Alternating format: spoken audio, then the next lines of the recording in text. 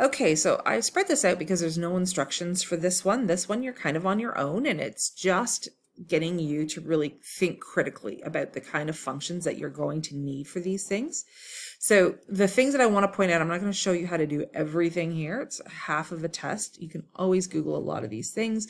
But okay, highest population. So we've got a lot of different things in this table over here. We've got a rank, we've got a zip code, state, an area, region, average household income, average household net worth, and population.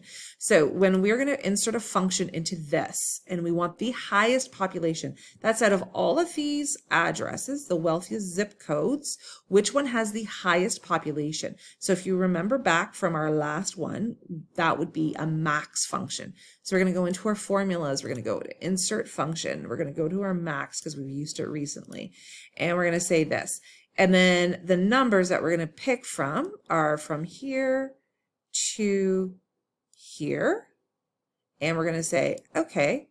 And it says 19,698. So when you, I'm looking, so that's this guy right here. Okay. When you're doing this, I don't want you to actually type in manually 19,698. The point of this exercise is not to show me that you can read the chart. The point of it is to show me that you can insert functions and formulas. So I'm very much looking for this max formula and that you've included the range. It's okay instead of table 2 population if this says bracket J6 colon J30.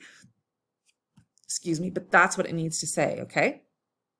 So your average household income for 25 zip codes. So this is not zip codes. Don't get stuck on zip codes. This is your average household income. So this is your average household income.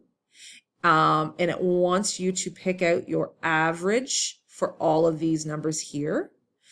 How many zips in or from New York make the list? So this is how many zip codes from New York. So you would find out the states right here.